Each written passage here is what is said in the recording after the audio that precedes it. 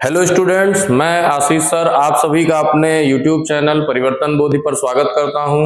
और आज का ये सेशन बहुत इम्पोर्टेंट है क्योंकि परीक्षा की घड़ी आ गई है बिल्कुल। कल और परसों यानी 17 और 18 फरवरी को यूपीपी कांस्टेबल भर्ती परीक्षा होनी है, जो कि प्रत्येक दिन 2 पालियों में होनी है। सभी को पता है, फर्स्ट मीटिंग, सेकेंड मीटिंग। और अब बिल्कुल समय बचा नहीं है, आज का समय है केवल। और अब आपको पढ़ाई नहीं करनी है और इस थोड़े से 5-10 मिनट के सेशन में बहुत इंपॉर्टेंट मैसेज देने जा रहा हूं आपको, जो कि आपके परीक्षा की दृष्टि से बहुत ही इंपॉर्टेंट है। और आप इसको पूरा वीडियो जरूर देखिए, पक्का फायदा मिलेगा और कोई भी जो है तनाव नहीं रह जाएगा। तो ये मेरा पूरा वादा है आपसे। 5-7 मिनट आप ये पूरा वीडियो देखिए अंत तक। और जो लोगों ने चैनल सब्सक्राइब नहीं किया है उनसे गुजारिश है, चैनल जरूर सब्सक्राइब कर दीजिएगा। और वीडियो अच्छा लगे तो लाइक और शेयर भी जरूर कीजिएगा। तो एक बार फिर से सभी का स्वागत है जो लोग देख रहे हैं मेरी तरफ से और चैनल की तरफ से। तो देखिए, आज 16 तारीख है, कल 17 और 18, परसों नरसों 2 दिन पेपर है, सभी को पता है। और जो भी स्टूडेंट्स, जो भी एस्पिरेंट्स इधर 2-3 महीने से पढ़ रहे हैं, और आज एक ऐसा दिन है कि बिल्कुल तनाव रहित रहना है, जबकि आज ही के दिन सबसे ज्यादा तनाव होगा। जिन लोगों ने मेहनत की है दिन रात जी तोड़, उनको तो तनाव जरूर होगा। और आज हम इस वीडियो में आपको यही बताएंगे कि कैसे उस तनाव को हैंडल करना है और कैसे जो है परीक्षा के दिन वो 2 घंटे जो है अपने बहुत ही कूल होके, कूल एंड काम स्थिति में उस पेपर को सॉल्व करना है। क्योंकि देखिए, आपने चाहे जितना पढ़ा हो, चाहे जितनी मेहनत की हो, चाहे जितनी रातें जागी हो, लेकिन परीक्षा का वो जो 2 घंटा है वही सबसे क्रूशियल रोल निभाएगा आपके सिलेक्शन में। अगर आपने उन 2 घंटे में अपने दिमाग को स्थिर नहीं किया, दिमाग को शांत नहीं किया और उथल पुथल मस्ती रही और बहुत तनाव रहित रहे, तनाव से ग्रसित रहे अगर, तो पक्का पेपर जो है अच्छा नहीं होगा, परफॉर्मेंस उस स्तर की नहीं निकलेगी जिस स्तर की आपकी परफॉर्मेंस है। क्योंकि तनाव, प्रेशर हमेशा परफॉर्मेंस को कम कर देता है और फिर वो बाजी मार ले जाएगा जो फ्री माइंड से पेपर दे रहा होगा या जिसने फ्री माइंड से परीक्षा पूरी की पूरी निपटाई है। तो सबसे पहली बात तो आपको बिल्कुल अब ये सोचना बंद कर दीजिए कि सिलेक्शन होगा कि नहीं होगा। बहुत से लोग तो इतना तनाव में हैं, आज भी फोन कर करके पूछ रहे हैं कि सर कैसे होगा, कैसे होगा, बहुत डर लग रहा है, कट ऑफ कितनी जाएगी। किसी चैनल ने बता दिया है कि 240 कट ऑफ जाएगी, किसी चैनल ने बता दिया है 250 कट ऑफ जाएगी। और बहुत सारी भ्रांतियां की के सर, कुछ लोग कह रहे हैं पेपर ही आउट हो जाएगा, कुछ लोग कह रहे हैं ये हो जाएगा, वो हो जाएगा। तो इन सब भ्रांतियों में मत पड़िए। सबसे पहले तो अपने पर विश्वास करिए कि हाँ, आपने अगर तैयारी की है तो आपका पेपर अच्छा होना ही है। और ऊपर वाले पर विश्वास रखिए, जिसको भी मानते हैं, जिस भगवान को भी मानते हैं, उस पर विश्वास रखिए। आपने अगर ईमानदारी से तैयारी की है, ईमानदारी से पढ़ा है इधर 2-3 महीने, तो पक्का पेपर अच्छा होना है और आपका सिलेक्शन अगले जो है स्तर, अगले पड़ाव के लिए होना ही होना है, फिजिकल के लिए होना ही होना है। बाकी सीटें बहुत ज्यादा हैं, इसलिए कट ऑफ बहुत ज्यादा नहीं जाएगा। हम हर बार आपसे बता रहे हैं, बहुत ही कम कट ऑफ जाना है। 60% से ज्यादा देख लीजिएगा, कट ऑफ नहीं जाएगा। यानी 90 क्वेश्चन भी आपके सही हो तो भी आप आराम से दूसरे पड़ाव पर जा सकते हैं। तो आज हम इस वीडियो में यही चर्चा करेंगे कि परीक्षा के दिन प्रश्न पत्र को कैसे पूरा सॉल्व करना है, किस किस सीक्वेंस में करना है और उससे कैसे अपने नंबर्स को 10-20 नंबर और बढ़ा सकते हो। क्योंकि एक सामान्य जो हमने टेस्ट कराए, अपने ऑफलाइन टेस्ट जो कराए संस्था में, कोचिंग संस्था में, परिवर्तन आईएएस में, तो उसमें तो बहुत से बच्चों का बहुत अच्छा परफॉर्मेंस रहा है और लगभग 50% बच्चे तो 60% क्रॉस ही किए हैं। और उनके वहां पर जो मेन एग्जाम है उसमें बढ़िया ही मार्क्स आने हैं, तो उसके लिए आप परेशान ना होइए। बाकी जिनके नंबर थोड़े कम आए हैं वो भी परेशान मत हो। आराम से दो, क्योंकि ऐसा नहीं है कि आपके यहाँ के टेस्ट में कम आए हैं तो मेन एग्जाम में भी कम आए। वो तो डिपेंड करता है पेपर कैसा है, उस दिन की मनोस्थिति आपकी कैसी है, उस दिन आपका दिमाग कैसा चल रहा है। अब जो बच्चे आज रात भर पढ़ेंगे और कल सुबह फर्स्ट मीटिंग में उनका पेपर है, पक्का पेपर उतना अच्छा नहीं कर पाएंगे जितना कि उनका ऐसे होता एक नॉर्मल माइंड से होता। तो यहाँ सबसे पहले तो जिनका पेपर कल है, फर्स्ट मीटिंग में है, वो अब तो पढ़ना बंद कर दो, अब आराम से रिलैक्स करो, कुछ भी और पढ़ो, मैगजीन पढ़ो, कोई अन्य उपन्यास पढ़ लो, कुछ और पढ़ लो, या लेटे रहो। नहीं मन कर रहा है थोड़ा टहल आओ, टहलने से भी एक ऐसे हार्मोन्स रिलीज होते हैं जो आपके तनाव को मुक्त करते हैं। हम कह रहे हैं बाजार निकल जाओ थोड़ी देर, अच्छा मौसम है, कोई इतना गर्मी भी नहीं है, इतना ठंडक भी नहीं है, निकल जाओ 2-3 घंटे टहल के आओ। जो है चलोगे तो रात में जल्दी नींद आएगी, अभी मॉर्निंग में ठीक समय से सो उठोगे और पेपर फर्स्ट मीटिंग वालों का अच्छा होगा। जिनका सेकेंड मीटिंग में है उनके पास थोड़ा समय है मान लो, लेकिन पढ़ने का नहीं। हाँ ये है कि रात में मान लो चलो नहीं भी देर से सोए तो कोई दिक्कत नहीं है, दिन में थोड़ा बहुत रेस्ट कर लेना या मॉर्निंग में रेस्ट कर लेना, तो उनको थोड़ा सा आराम है। लेकिन जिनका मॉर्निंग में फर्स्ट मीटिंग में है उनको तो अब बिल्कुल पढ़ाई बंद कर दो और जाओ थोड़ा टहलो, पैदल टहलो। पैदल टहलने से आपका तनाव बहुत रिलीज होगा, सेरोटोनिन हार्मोन रिलीज होते हैं, कुछ और है ना हार्मोन्स ऐसे रिलीज होंगे जो आपके तनाव को बिल्कुल कम कर देंगे। तो ये आप मान के चलो कि आपको तनाव रहित रहना है कल तक, पेपर तक, अपना जिस दिन भी पेपर है। अगर किसी का 18 को है तो उसको और तनाव रहित रहना है। और कभी ये अनुमान ना लगाओ कि जिनका सेकंड मीटिंग में है या जिनका 18 तारीख को पेपर है, अब कल फर्स्ट मीटिंग का हुआ और पेपर देखे और थोड़ा सा कठिन क्वेश्चन मिले वो परेशान हो गए। ठीक है, ऐसा नहीं होता है। हर मीटिंग के कुछ ही क्वेश्चन टफ होते हैं।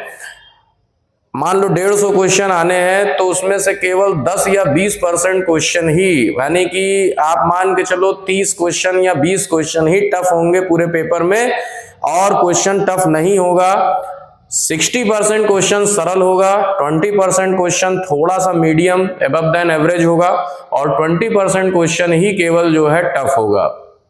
यानी कि आप देखो तो हम एक आपको पहले पेपर का स्ट्रक्चर बताते हैं। देखो अगर 150 क्वेश्चन है और 4 सेक्शन में मान लो ये बटा है, हर सेक्शन में अलग अलग होता है। एक लगभग जैसे हिंदी के 36-37 क्वेश्चन आते हैं, या फिर जीएस का हो गया 36 या 37 क्वेश्चन आते हैं, ऐसे ही दूसरे इसमें भी हो गया। मैथ के सिर्फ 20-22 क्वेश्चन आते हैं, और रीजनिंग के टोटल मिला लें तो 55 क्वेश्चन करीब रीजनिंग के आते हैं। मैथ से केवल 22 ही क्वेश्चन आता है लगभग। हिंदी का ये हो गया, और ये मान लो जीएस हो गया, और ये मैथ हो गया, और रीजनिंग सब मिला करके जो है पूरा का पूरा 55 से 56 क्वेश्चन आता है।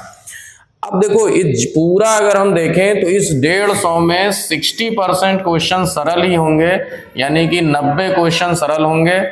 20% क्वेश्चन यानी कि 30 क्वेश्चन जो हैं वो थोड़ा सा जो है मीडियम टाइप के होंगे, और 20% क्वेश्चन ही जो है कठिन होंगे, यानी 30 क्वेश्चन तो ये सरल होंगे, ये मध्यम होंगे, बहुत ज्यादा कठिन नहीं है थोड़ा सा, और ये क्वेश्चन कठिन होंगे।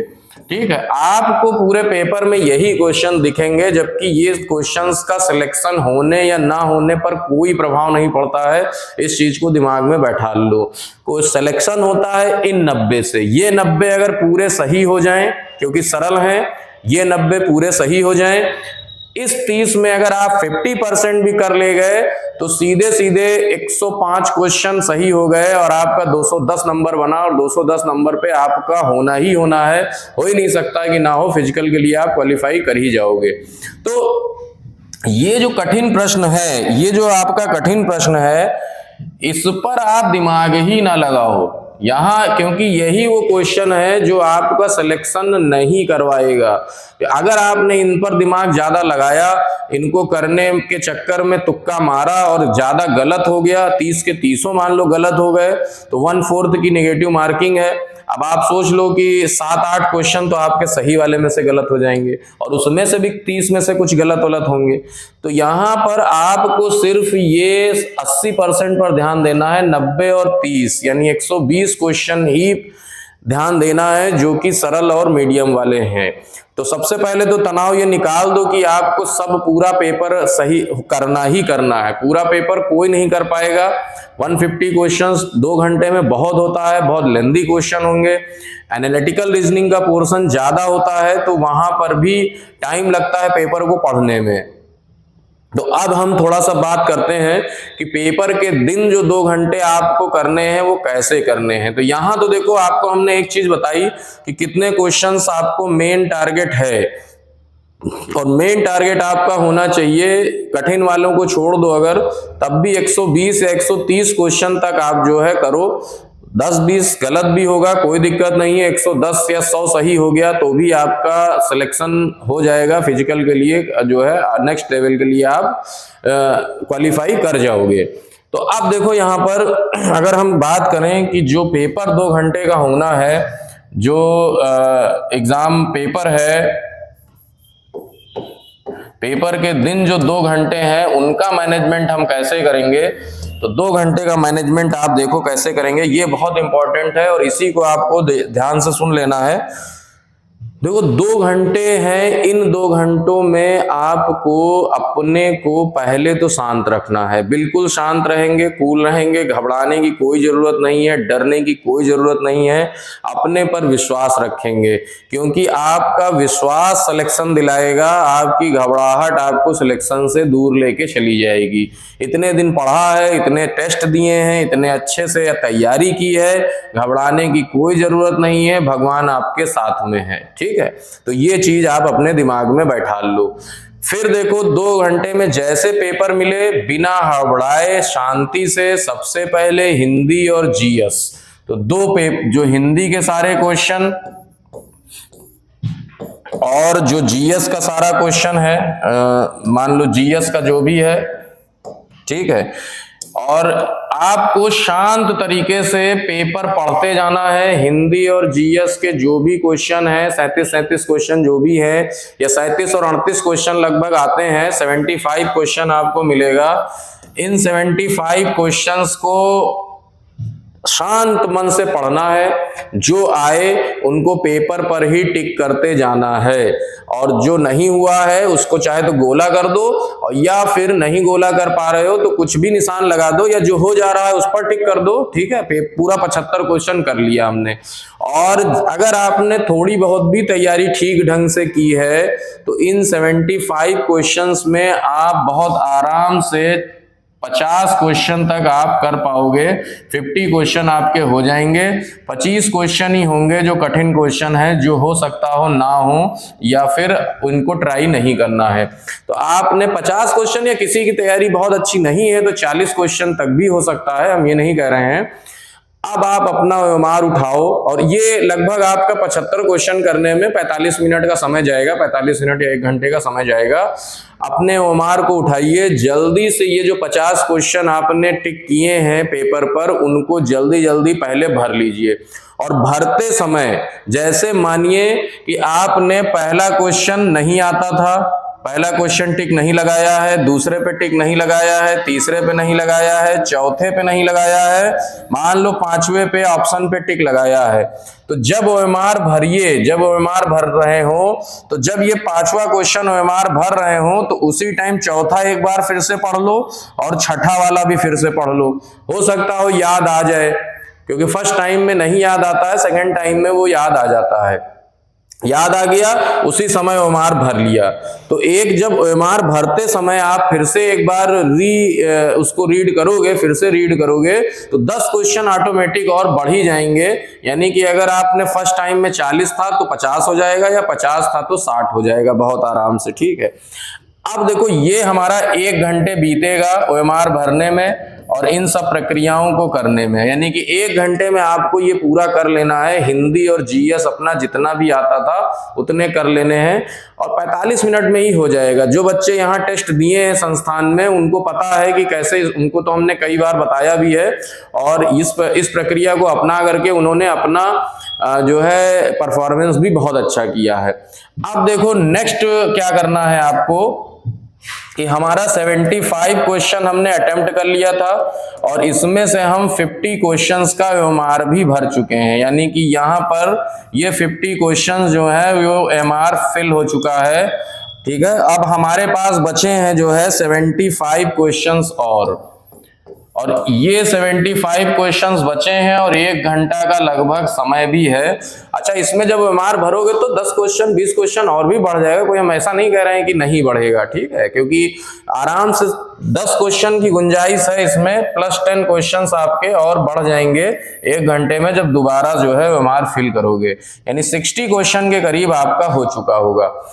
यहां पर क्या करना है, रीजनिंग के क्वेश्चन ही से शुरू करना है, यानी पहले इन 75 में जो रीजनिंग के क्वेश्चन है मतलब वही 55 करीब, और मैथ के हम 20 मान लें, 20-22 होता है, 1-2 का हेर फेर कर लो, तो इसको पहले करना है और क्वेश्चन पढ़ना है, तुरंत सोचना है होगा कि नहीं होगा। अगर आपने जैसे प्रैक्टिस की है घर पे या अपने कोचिंग में और आपको लग रहा है कि इस तरह क्वेश्चन तो हमारा 30 से 40 सेकंड में निकल जाता था, तब तो उस क्वेश्चन को ट्राई करो। अगर बिल्कुल नया क्वेश्चन मिल जा रहा है तो उसको ट्राई करने की जरूरत नहीं है, फिर उसको तुम तुरंत छोड़ दो अभी, या गोला कर दो क्वेश्चन पर, या थोड़ा जो है नेक्स्ट क्वेश्चन पर चले जाओ। मतलब कहने का ये मतलब है, ऐसा नहीं कि बस क्वेश्चन पढ़ा रीजनिंग का और करने लगे।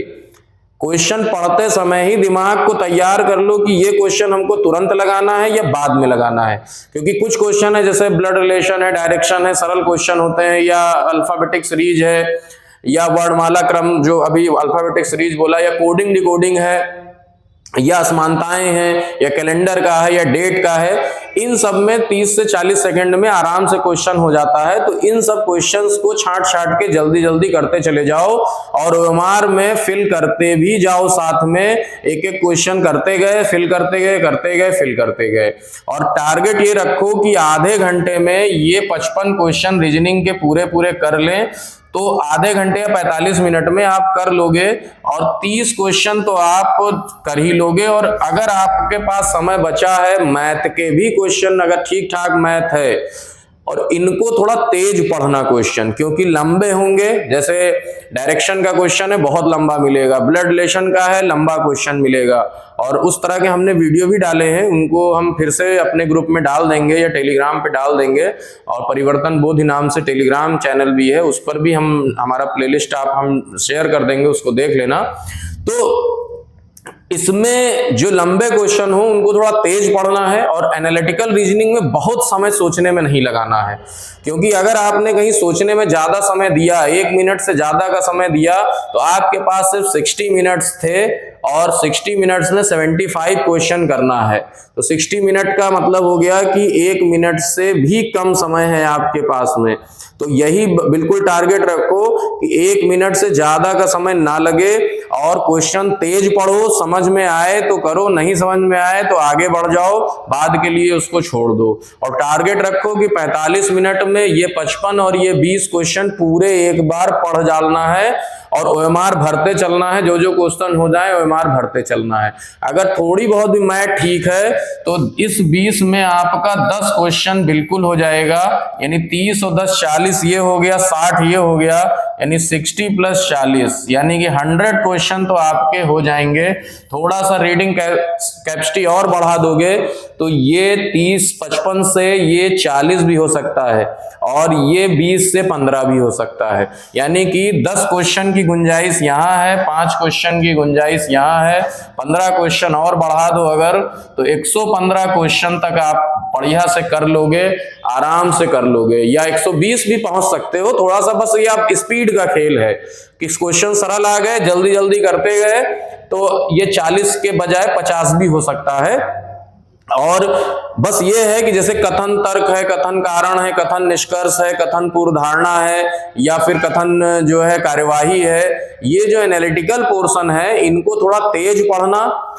अगर जरा सा भी कंफ्यूजिंग लगे छोड़ देना, मत करना, क्योंकि नेगेटिव मार्किंग है। अगर आपको लगेगा कि हाँ ये सही होगा और आयोग ने कुछ अलग उत्तर मान लिया, तो गलत ही मान लिया जाएगा आपका प्रश्न, और उसका फिर नेगेटिव इफेक्ट पड़ जाएगा। तो वो चीज नहीं करनी है।